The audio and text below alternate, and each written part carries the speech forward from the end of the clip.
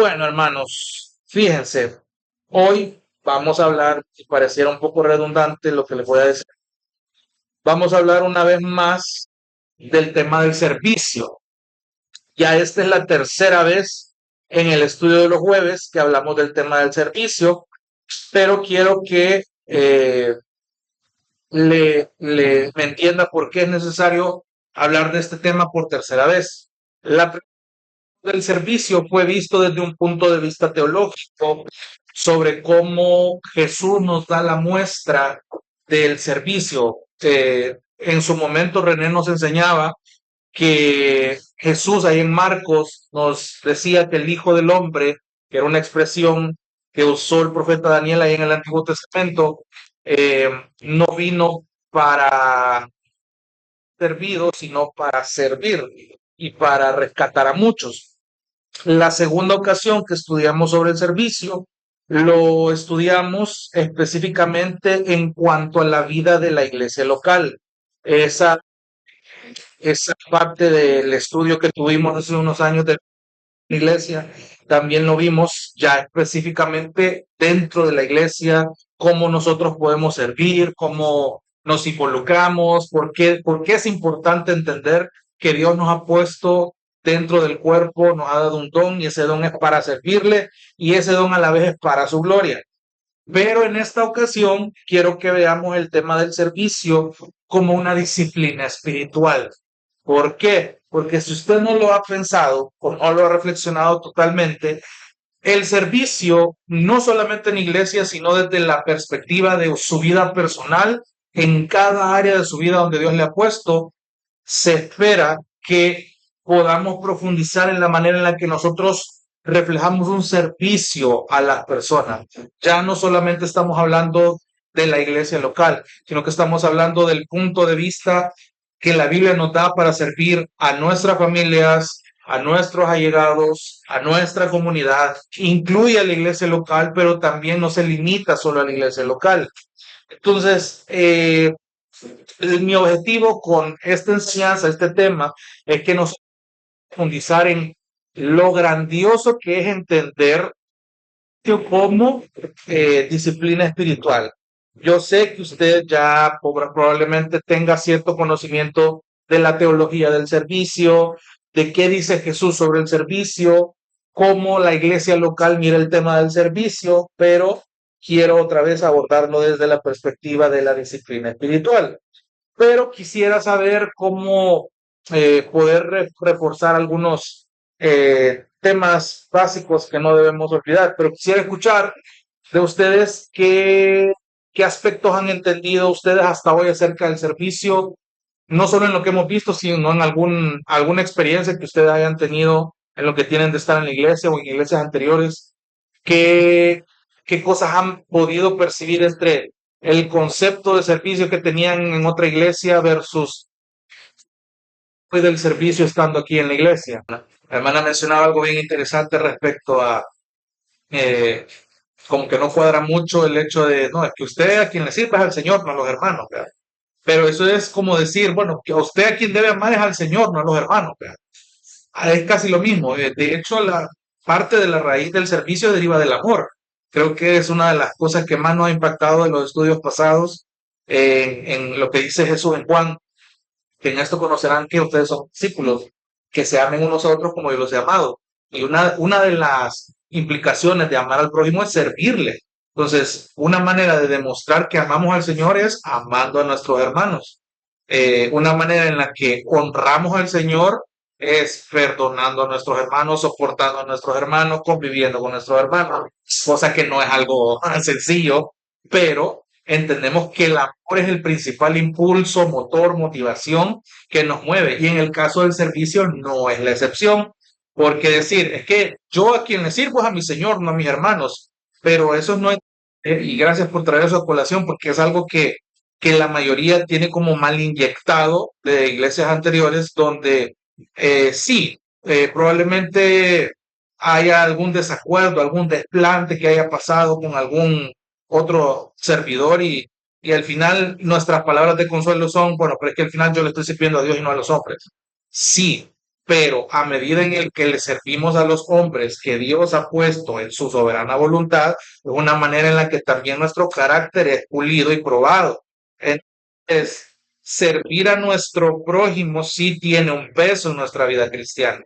Y de nuevo, hay una grandeza de por medio. Cuando entendemos desde la perspectiva de la disciplina espiritual, cómo yo busco servir a mis hermanos. Y de verdad que cuando nosotros pensamos en servir a nuestro hermano, únicamente pensamos en la iglesia. Es decir, que yo estoy involucrado en un ministerio, en un grupo de la iglesia, y yo sirvo a mis hermanos dentro de la iglesia. Sí, pero yo recuerdo que René en su momento mencionó, sí, pero ha pensado o recuerda usted en las maneras que yo puedo servirle a mis hermanos fuera de las paredes.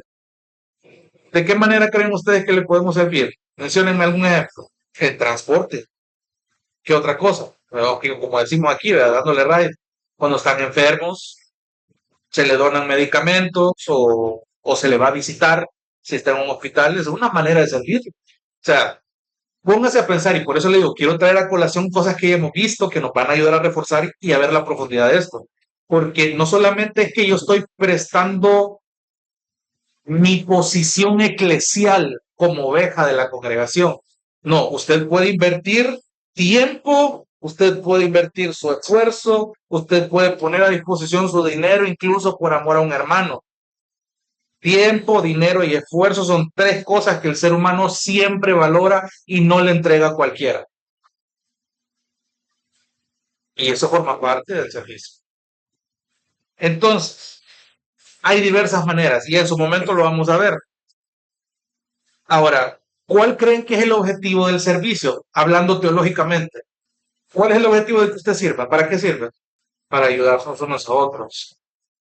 Sí, es parte de la implicación, pero hay un objetivo final en común. ¿Qué puede ser, hermano? Entonces, ahí es donde traigo a colación, gracias hermano, perdón, lo que dice en 1 Corintios 11:59, si no estoy mal, de que por lo tanto, amados, permanezcan firmes y constantes, creciendo siempre en la obra del Señor, sabiendo que su trabajo en el Señor no es en vano. Eso incluye el servicio. Incluye el servicio. Entonces, todas las diferentes formas en las que yo puedo servir, tanto dentro como tienen un objetivo en común. Y ese objetivo en común es que Dios sea glorificado. La respuesta es sencilla, pero eso tiene un gran peso para nosotros a la hora de profundizar en cómo nosotros podemos servir como disciplina espiritual.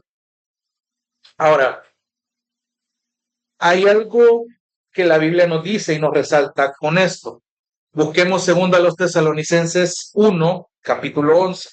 Segunda a los Tesalonicenses, capítulo 1, versículo 11. Pablo básicamente aquí está elogiando la y dándole gracias a Dios por el crecimiento y el fruto espiritual que ha tenido la iglesia en Tesalónica. Entonces, Pablo ahora va a decir cuál es el objetivo del por qué Pablo está orando tanto por los tesalonicenses y está dando gracias a Dios por los frutos que los tesalonicenses están dando.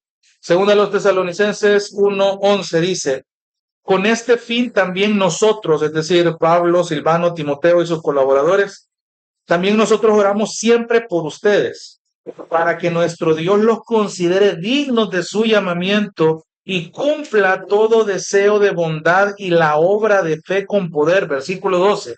A fin de que el nombre de nuestro Señor Jesús sea glorificado en ustedes y ustedes en él, conforme a la gracia de nuestro Dios y del Señor Jesucristo. Fíjense, me agrada el sentido que la Reina Valera le da aquí a este texto de Segunda a los Tesalonicenses. Eh, Fíjense cómo lo dice Segunda a los Tesalonicenses 1:11. La Reina Valera dice, por lo cual asimismo oramos siempre por vosotros, para que nuestro Dios os tenga por dignos de su llamamiento y cumpla todo propósito de bondad. Cuando la Biblia de las Américas lo traduce como todo deseo de bondad. Creo que el sentido aquí de la palabra original es todo propósito de bondad, todo objetivo. y toda obra de fe con su poder para que el nombre de nuestro Señor Jesucristo sea glorificado en vosotros y vosotros en él. O sea, aquí entiéndase que la palabra se está repitiendo de manera tácita, es decir, para que el nombre de nuestro Señor Jesucristo sea glorificado en ustedes y ustedes sean glorificados en el nombre de Jesucristo, por la gracia de nuestro Dios y del Señor Jesucristo. Esto me recuerda mucho a lo que dice Pedro cuando está hablándole a toda la congregación, cuando está diciendo, humíllense bajo la poderosa mano del Señor y Él los va a exaltar cuando fuera el tiempo. ¿A qué está hablando aquí? No está diciendo Pedro eh, que el Señor va a exaltarnos en una manera pecaminosa, es decir, nos va a, a exaltar en un podio y nos va a poner en un lugar para que la gente nos admire. No, está hablando de que cuando nosotros somos humillados por medio de las circunstancias que en ese momento la iglesia estaba pasando, era una oportunidad donde la debilidad es expuesta y a la vez de que nosotros somos humillados, reconocemos nuestra dependencia del Señor y Dios nos va a exaltar cuando fuera el tiempo. Es decir, entender la humillación antes de la exaltación es algo que incluso está en el Antiguo Testamento. ¿En qué sentido? En que cuando el Señor nos humilla, humilla a nosotros como seres pecadores, el nombre de Cristo es exaltado dentro de nosotros. Es decir, quien está siendo exaltado no es Jonathan, es Cristo en Jonathan. La gente está viendo que hay algo diferente en Jonathan, que saben que no es Jonathan, sino que es Cristo en Jonathan. Y esa es la manera en la que el Señor exalta nuestra vida, porque el Espíritu está transformándonos. Por eso, mientras más nos humillemos delante del Señor, más vamos a ser exaltados en Cristo. Entonces, volviendo a esto del tema de los tesalonicenses, porque es importante entender que es por gracia del Señor que nosotros vamos a anhelar que cada vez que nosotros queremos servir a nuestros hermanos, la gloria de Dios, la gloria de Dios, o sea, que la de nuestro Señor Jesús sea siempre bien expuesta. Y aquí no estoy diciendo, es que el nombre de Dios merece ser defendido y vamos a darnos duro con cualquiera y vamos a debatir con cualquiera porque tenemos que defender el nombre del Señor. No, permítame un momento. En ese sentido, que ya andan algunas películas con esa idea también, no es que Dios no necesita defensores. La palabra siempre va a seguir eterna, sino que el sentido es que nosotros desarrollemos algo bien clave, hermanos, que ya vamos a tocar más adelante para adelantarme. Es algo llamado celo, celo. Y esa parte es la que yo quiero que esta noche entendamos. Pero antes de entrar a la parte del celo, entendemos que la gloria de Dios es nuestro principal objetivo para cualquier forma en la que usted sirve. Si usted le da raid a alguien, es para la gloria de Dios. Si usted aguanta o soporta a veces que su prójimo llegue tarde a la hora de servir en un ministerio, bueno, es para la gloria de Dios al final porque está puliendo su carácter y está humillando al otro hermano. Si usted, Dios le permite que la gente del ministerio a su alrededor lo vea como un ejemplo a seguir, eso es para la gloria de Dios, no es para que usted se ensalce. Y así, cada cosa que nosotros podamos hacer en nuestro servicio a los hermanos, en nuestra familia, en nuestro trabajo, tenemos que ir pensando en lo que, si Dios me ha permitido ejecutar esto, saber esto, conocer esto, platicar esto, es para la gloria de Dios. Pero ¿por qué no lo hacemos? Ese es el detalle. Hay veces que no lo hacemos o hay cosas que dificultan nuestro servicio. Entonces quiero preguntarles y abrir aquí el comentario. Hay dos pecados en específico que pueden dificultar nuestro servicio, pero quisiera escuchar, basado en alguna de sus experiencias, qué pecado en particular o qué actitud han notado en ustedes que a veces dificulta su servicio. Gracias por comentar esto. Son cosas que vale la pena reflexionar, porque otra vez, o sea, no hay iglesia que no tenga estos problemas, hermano. Y eso usted lo va a ver tal cual. Y Miguel mencionaba algo del orgullo, el hermano mencionaba esta exclusividad. que incluso en los tiempos de Jesús se veía y algo que Jesús mismo confrontó. O sea, ¿por qué, parafraseando la idea, por qué si entre fariseos ellos mismos se aguantan? ¿Verdad? ¿Qué diferencia tiene? Pues si nosotros solamente nos amamos, pues si los fariseos hacen lo mismo. Eh, Lidiar con la gente difícil es lo complicado. Es el reto del, de la vida conforme al reino del Evangelio, al reino de Dios. Entonces, fíjense que hay dos pecados, trayendo esto a colación, por mencionarlo, y sí, una de las que usualmente dificulta el servicio desde la perspectiva de la disciplina espiritual es el orgullo. Sí, pero hay una segunda cosa, la pereza. Estas dos cosas son casi el 95% de los obstáculos, la raíz de servicios mal practicados, porque la raíz o es orgullo o es pereza. El orgullo tiene muchos disfraces y la pereza también. La podemos disfrazar de vergüenza, la podemos disfrazar de excusas, la podemos disfrazar de un montón de cosas que aparentan ser razones piadosas para no practicarlo. Pero esto, hermanos, es algo que está atacando mucho la practicidad y la profundidad del servicio en los creyentes. Fíjese, para que usted se ponga a reflexionar un poco. Según el texto que leímos en el inicio, en Romanos 12:11, el enemigo de la pereza es la diligencia. Váyase a Romanos 12:11 conmigo, que es el texto que quiero desglosar en lo que nos queda de tiempo. Romanos 12:11, y lo leo otra vez en la Biblia de las Américas, dice: no sean perezosos en lo que requiere diligencia. De entrada, la Biblia nos dice que el enemigo de la pereza es la diligencia, es decir, diligencia en términos sencillos se refiere a hacer algo con rapidez, con cuidado y de manera eficiente. Repito, la diligencia es hacer algo con rapidez, con cuidado y de manera eficiente. Es decir, es un llamado a la acción, por lo que el perezoso no hace nada porque no quiere hacer nada, porque prefiere su estado de comodidad.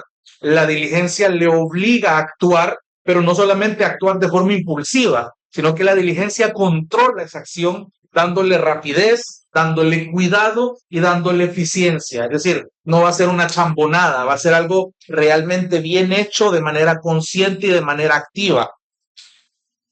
Y es interesante porque en medio del contexto de Romanos, donde está enlistando los deberes cristianos, Pablo sigue diciendo un montón de cosas y en el versículo 11 le está diciendo a la iglesia en Roma: no sean perezosos en lo que requiere diligencia. Y esto puede aplicar para cualquier cosa en nuestra vida.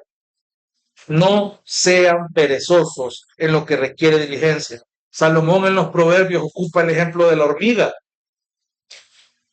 Y creo que se enseña en bíblica, pero esa cosa es mucho más profunda, esa enseñanza. O sea, le está diciendo al perezoso: mira la hormiga, mira como un animal que desde tu punto de vista es tan insignificante, pero ese insecto insignificante te está dando una gran lección de diligencia, de cómo no teniendo la fuerza de un gigante, puede ser capaz de guardar su comida antes de que el invierno llegue. Un insecto. Y el principio acá es otra vez perezoso. ¿Hasta cuándo vas a dormir? ¿Hasta cuándo vas a reaccionar? Estoy parafraseando el proverbio. El punto es accionar. Dios no quiere personas ociosas en su reino. Por lo tanto, a la hora del servicio, esto es el principal enemigo que hay que atacar. Uno de los principales enemigos que hay que atacar. Porque por pereza a veces no hemos hecho muchas cosas que ya deberíamos de estar haciendo. Por pereza no alcanzamos muchas veces la madurez que ya deberíamos de estar teniendo. Por pereza a veces no practicamos lo que ya rato Dios nos ha llamado a practicar. y por pereza no servimos como deberíamos de servir, o al menos no de manera eficiente, no de manera diligente. Ahí, y eso es, eso es lo bonito de este versículo. Sean fervientes en espíritu, sirviendo al Señor. O sea, está describiendo una acción y la forma en la que esta acción se manifiesta. Sean fervientes en espíritu, ¿de qué manera? Sirviendo al Señor. Ah, hermano, entonces quiere decir que voy a ser ferviente en espíritu y solamente tomando el ejemplo de hermana Dina, entonces yo le voy a servir solo a mi Señor sin importar si estos me hacen mala cara, porque estos no entienden lo que yo quiero hacer, no entienden los métodos como yo quiero las cosas, no entienden que yo quiero que las cosas se hagan a mi manera, pero no importa, Señor, aunque la gente es la negligente, aunque la gente sea la pecadora, pero no, yo voy a hacer las cosas bien porque las hago para ti, Señor. Pareciera sonar piadoso lo que acabo de decir, pero no es eso lo que la Biblia está diciendo. Y aquí es donde yo quiero profundizar, porque la otra traducción, y aquí en la Reina Valera, dice prácticamente lo mismo. Romanos 12:11. En lo que requiere diligencia, no perezosos, fervientes en espíritu, sirviendo al Señor. En el idioma griego, la expresión fervientes en espíritu, como dice la Biblia de las Américas, sean fervientes en espíritu. La palabra ferviente también se traduce como celosos. Es decir, sean celosos en espíritu. Ahora, aquí viene la gran pregunta. Y yo sé que esta palabra suele dársele una connotación negativa. Hermano, ¿qué se le viene a la mente a usted cuando escucha la palabra celos? No me va a mencionar una canción, por favor. Sí, no, es que entienda, antes de que me conteste esta pregunta, quiero que entienda lo anterior. Si nos dejamos gobernar mucho por la pereza, y ya no digamos el orgullo, yo creo que el que más ha rayado con el tema del orgullo aquí es su servidor, no necesito repetírselo en este sentido, pero quiero hacer un énfasis también en la pereza. Del orgullo ya hablamos un montón, pero tampoco lo voy a soltar. Pero hermano, la diligencia que combate la pereza nos permite tener estas disciplinas espirituales. Por eso es que procuramos orar, procuramos ayunar, procuramos leer la Biblia, procuramos estar en la iglesia, procuramos servir a nuestros hermanos, procuramos ser como Cristo, procuramos amar, procuramos perdonar y todos los etcétera que conlleva la vida en el Evangelio. Pero si no hay una disciplina tal cual en ser diligentes, usted solo va a servir ocasionalmente, o solo cuando le convenga, solo cuando sea oportuno, cuando le beneficie en algo. Pero usted ya está más interesado en qué voy a recibir yo, en lugar de qué voy a dar yo. ¿Entiende? O sea, hay un cambio de perspectiva correcto aquí. O sea, no solo se enfoca en el qué voy a recibir, no. Cuando el principio que Jesús enseñó es qué vamos a dar. Porque más bienaventurado es dar que recibir. Entonces, teniendo eso en cuenta, lo que Romano nos está diciendo desde el idioma original es, no sean perezosos en lo que requiere diligencia, sean celosos en espíritu, sirviendo al Señor. ¿Qué se le viene a la mente cuando escucha la palabra celos o celoso? Fíjese, hay tal vez la otra pregunta con la que empezaría respondiéndolo es si en el contexto de los deberes cristianos hay cosas que no requieran diligencia. Yo creería que sí. Todo lo que nos compete como cristianos merece diligencia. Ahora, sí entiendo su punto en la diferencia en que hay cosas que no necesitan un esfuerzo mayor. Eso. Ahora, pero no porque tenga un esfuerzo menor no quiere decir que carezca de diligencia. Ese es mi punto. Solo en los versículos anteriores, desde el 9, póngalo. Fíjense cómo Pablo viene armonizando esto hasta lo que estamos leyendo hoy. Hablándole a la iglesia en Roma, con diferentes personalidades, diferentes modos, diferentes métodos de hacer las cosas, diferentes maneras de servir. Y miren lo que le está diciendo a esta gente desde el versículo 9, que el amor sea sin hipocresía, aborreciendo lo malo, aplicándose a lo bueno, sean afectuosos unos con otros con amor fraternal, con honra, dándose preferencia unos a otros, no sean perezosos en lo que requiere diligencia. Entonces, ahí, solo con entender lo anterior, entiendo su punto. Hay cosas que requieren un esfuerzo mayor, pero no por eso carecen de diligencia. Entonces, ahora ya lo otro va más profundo. Sean fervientes en espíritu. O sea, y eso, esa simple frase, porque entender eso complementa lo otro, sirviendo al Señor. Pero sirviendo al Señor porque hemos entendido la profundidad de ser ferviente en espíritu, que en cierta manera es lo que el hermano Sirio decía, implica esta pasión, esta emoción, este deleite con el que yo hago las cosas, pero hay algo más, y por eso me quiero ir al idioma original, porque el griego lo traduce, sean celosos en espíritu. Entonces, no sé si se le viene algo a la mente cuando escucha esa expresión, sea celoso. ¿Cómo podría o qué se le viene a la mente a usted cuando escucha la expresión que un cristiano debe ser celoso en espíritu? Pues celoso. Ahí tocó, ahí justamente se fue a donde quería llegar. Vaya, si usualmente le damos una connotación negativa a la palabra celoso, Sí. porque entonces la Biblia dice,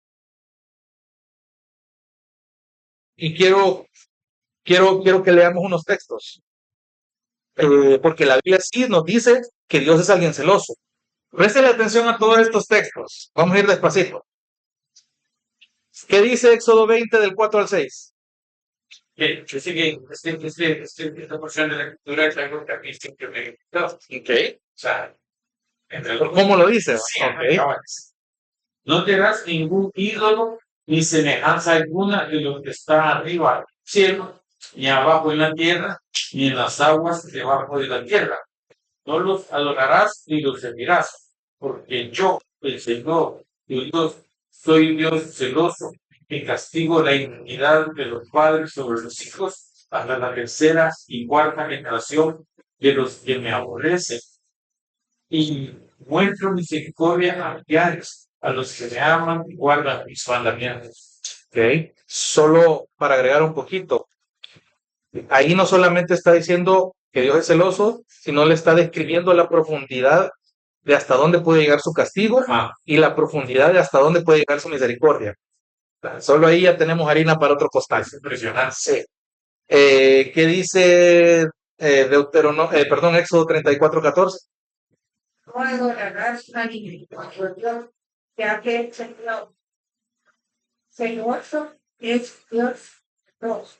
Y lo dice dos veces. Ok, gracias, hermano. Hermano, ¿qué dice Deuteronomio 4:24? Jehová tu Dios es fuego consumidor, Dios celoso. Aquí ya lo está ensalzando un poco más en el tema de el Dios airado, el Dios que actúa con ira, pero lleva la descripción también. Gracias, hermano. ¿Qué dice Deuteronomio 5:9? 5:9. Te darás a ellos, mira su brazo, porque yo soy Jehová tu Dios, fuerte, celoso, que visito la maldad de los padres, la maldad de los padres sobre los hijos hasta la tercera y cuarta generación de los que me aborrecen.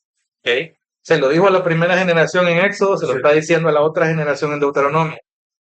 ¿Qué dice Deuteronomio 6:15? Porque está es celoso.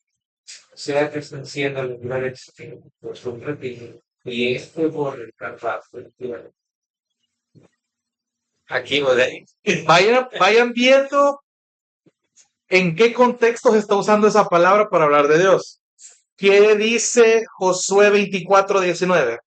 Entonces Josué dijo al pueblo, no podré servir a Jehová porque él es Dios santo y Dios celoso. No sufrirá vuestras rebeliones y vuestros pecados. Interesante. ¿Qué dice Ezequiel 39:25? Por tanto, así dice el Señor Dios, ahora restauraré que tiene misericordia de toda la clase de mujer, me mostraré celoso y santo. ¿Y qué dice Nahum 1:2? Dios es reinador, y es el Señor. Reinador es el Señor y el Maestro. Irascible. El Señor se ve y guarda rencor a su enemigo. Eso, bueno, eso también es harina para otro costal porque hay muchas descripciones ahí, porque dice que es irascible, dice que es vengador 2 veces y dice que guarda rencor. ¿Cómo es que Dios guarda rencor? Bueno, eso lo vamos a dejar para otro estudio, pero eso lo vamos a tocar más adelante, pero gracias hermanos. Fíjense cómo la Biblia está presentando el celo a un Dios celoso. Otra vez, tenemos la costumbre de interpretar la descripción de alguien celoso como alguien que busca proteger o sobreproteger una relación o, Como se sigue. o una posesión o está demostrando ser alguien inseguro. Eso es usualmente la connotación que se le da, o alguien posesivo, alguien que busca estar en control de formas incorrectas de una persona o de otras cosas. Pero ¿qué pasa cuando la Biblia nos describe a Dios, que se supone que es el tres veces santo, que tiene muchos atributos, que todo lo bueno y la perfección vienen de él?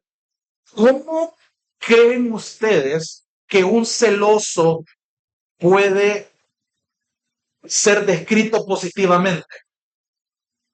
Porque aquí es donde viene el choque. ¿Cómo Dios puede ser celoso si nosotros entendemos que ser celoso no es algo muy bueno que digamos? Por ahí ustedes dos dijeron unas palabras muy buenas. Habla de protección y dijeron otra que se fue ahorita. Protección y cuidado. Esa fue la otra.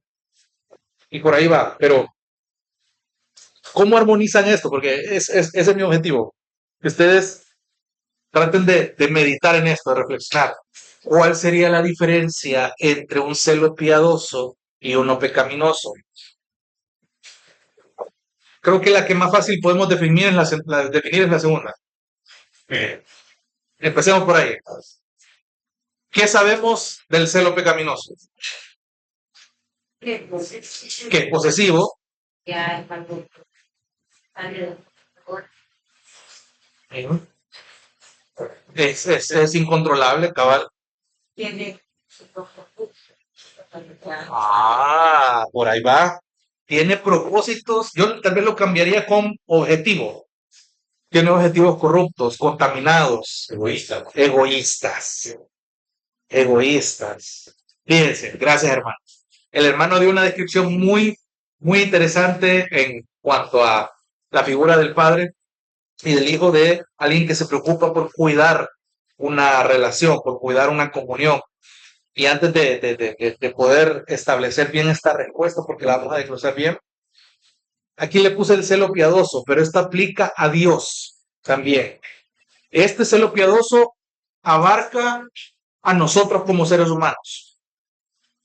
Este concepto va a ser muy importante que usted lo aprenda y lo profundice, porque el celo piadoso, el que sintió Pablo, el que sintieron los discípulos, el que sintieron todos aquellos que dieron su vida por defender la palabra de Dios, y en el Antiguo Testamento también, el celo piadoso, es decir, el celo que no es pecaminoso, se refiere a alguien que con amor, con lealtad y con deseo procura proteger o cuidar una comunión exclusiva con Dios. Y si lo aplicamos a Dios, una comunión exclusiva con Él mismo, que Él mismo ha formado. ¿Por qué tantas veces en la Biblia se muestra a Dios como alguien celoso cuando está advirtiendo al pueblo, cuando está guiando al pueblo, cuando está juzgando al pueblo? Casi siempre el propósito de describir a Dios como alguien celoso es porque Dios está mostrando amor a su propio nombre y a su propia gloria, pero al mismo tiempo está mostrando amor a su pueblo, con quien ha forjado, con quien ha formado un pacto, una comunión. Yo creo que ya vimos antes como el uso que yo le doy a la palabra relación, y la prefiero sustituir por la palabra comunión. Yo le pongo comunión exclusiva, y llamo exclusiva, y no quiero que se escuche elitista, así como lo mencionaba el hermano con el otro ejemplo, sino que exclusiva quiero que piensen en Dios escogiendo específicamente en el Antiguo Testamento al pueblo de Israel, porque con él lidió. Durante todo el Antiguo Testamento lidió con el pueblo de Israel, lidió con su terquedad y su necedad, pero siguió mostrándole, siguió preservándolo, siguió cuidándolo. ¿Para qué? Para demostrar que como un padre está empecinado en demostrar que ama a sus hijos, en que es leal para con sus hijos, en preservarlos. Oh, cuando decimos que Dios es leal a su pueblo, es porque Él está siendo leal a sus promesas. ¿Cuántas veces en la Biblia dice, y esto lo voy a hacer por amor a mi nombre? Y esto lo voy a hacer porque te amo, oh Israel, oh Efraín, oh Jacob, que son diferentes nombres que le dan los profetas a cómo Dios le llama al pueblo de Israel. Y está demostrando un deseo de querer cuidar a como dé lugar. No, si yo agarré a Israel como mi pueblo, a pesar de su necedad, de su terquedad, sin importar cuántas veces falle, yo me voy a cerciorar, dice Dios en muchos pasajes, de que a pesar de eso, lo voy a cuidar, lo voy a corregir, voy a marcar un límite. ¿Por qué? Porque yo estoy preservando esta comunión. Y por eso aquí el concepto del pacto tiene mucho peso. Porque el pacto que Dios hace con Abraham, con Isaac, con Jacob, con David, y etcétera, etcétera, es un pacto que Él prometió que iba a perdurar. Él prometió algo con ciertos pactos y Dios los cumple. Le prometió ciertas cosas a Abraham, que las cumplió. Le prometió cosas a Isaac, las cumplió. Le prometió ciertas cosas a Jacob, las cumplió. Le prometió ciertas cosas a David, las cumplió. Prometió un nuevo pacto en Cristo, lo cumplió. Entonces, quiero que vaya entendiendo la descripción de celoso bajo este concepto.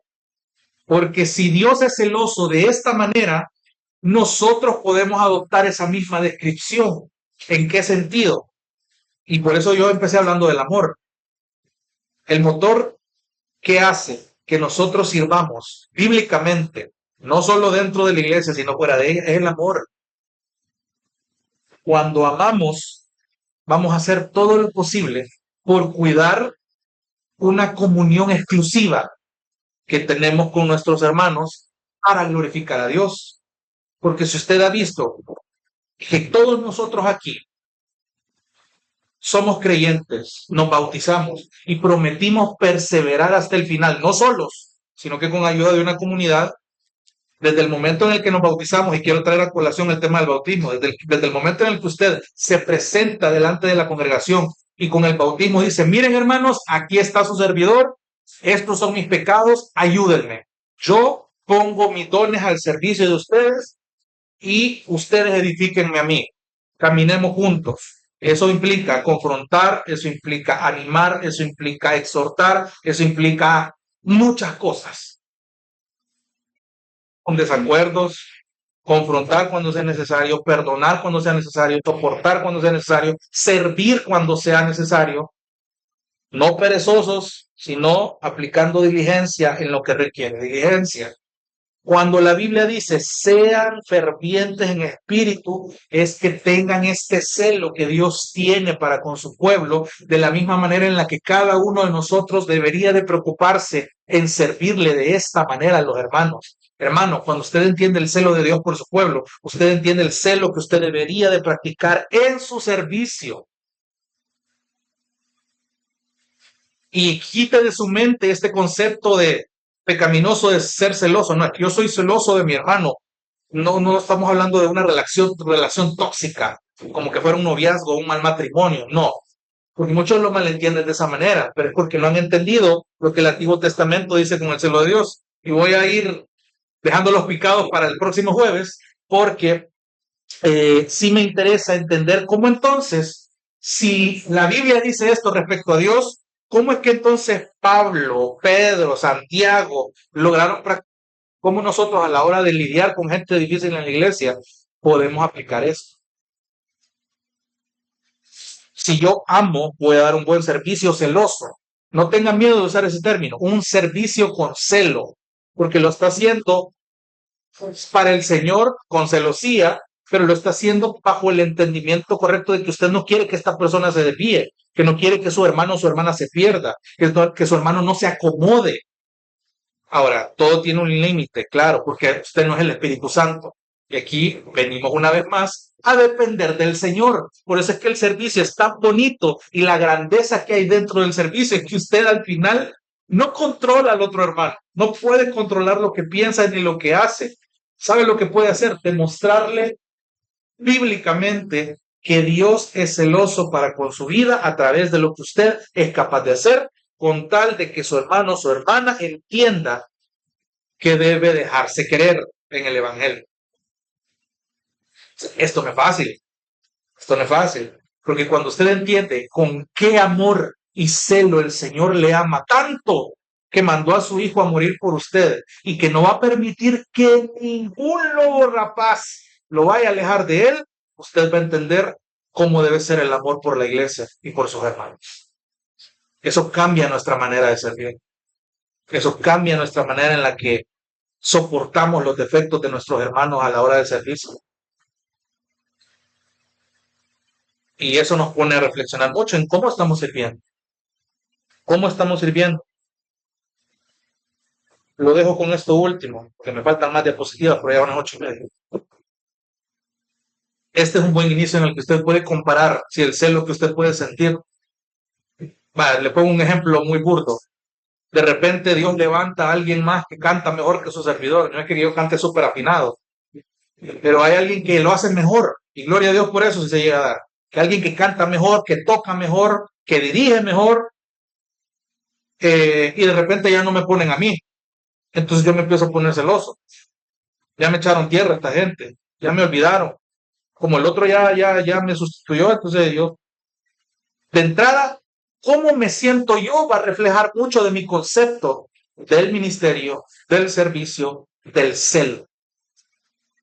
¿Cuántas veces usted no ha visto casos de gente que se siente reemplazada por alguien mejor que ella en uno de los ministerios de la iglesia? Pero es porque no entienden esto. El celo del ser humano caído siempre va a nacer del egoísmo, algo que decía mi hermano acá. Pero el celo que nace de Dios, nace de su perfección, su santidad, su celo. Entonces, hermanos, mi invitación para esta semana es que reflexionemos y le invito a medir todos los pasajes que ha leído y que los lea completos en su capítulo para que entienda qué fue lo que Dios hizo por celo, pero no un celo pecaminoso, sino un celo que viene de su perfección. Y entonces va a entender que a ese celo nos llama Pablo ahí en Romanos. No sean perezosos en lo que requiere diligencia, sino sean celosos en espíritu, sean fervientes en espíritu. ¿Cómo? Sirviendo al Señor. Vamos a orar. Señor, te doy gracias en esta preciosa noche porque qué bello es poder meditar en tus palabras, Señor. Qué maravilloso es encontrar los tesoros de tu ley y las maravillas que hay en ella. Señor, gracias porque esto una vez más nos confronta, nos alivia, nos extiende. Gracias, Señor, porque es que de verdad no encontramos otra dirección a donde ir que no sea tu palabra, Señor. Y gracias porque la pones a disposición nuestra. Gracias porque esta noche tú has provisto la enseñanza, Señor. Y ayúdanos, Padre, a entender, a profundizar un poco más en el celo que te describe en el Antiguo Testamento, también en el Nuevo, Señor.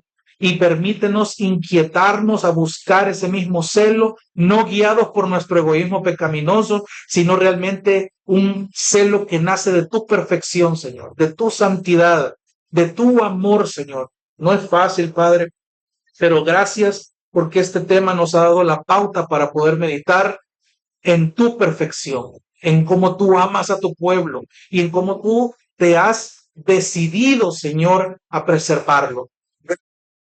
Por amarnos tanto, Señor. Gracias, Padre, por hacernos preservar, por muy difícil que sea esta vida, Señor.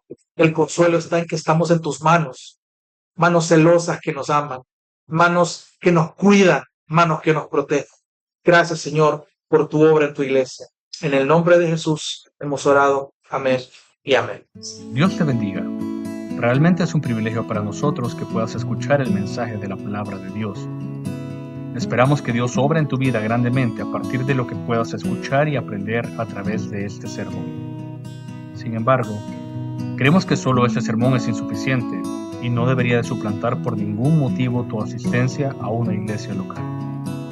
La iglesia local es el medio por el cual Dios obra en la vida de su pueblo. Te motivamos a que busques una iglesia sana donde congregarte o puedas contactarte con nosotros en nuestras redes sociales para que nos puedas visitar. Será un gusto poder servirte y que podamos juntos adorar a Dios en comunión con sus redimidos mientras aprendemos de su palabra. Que el Señor te bendiga.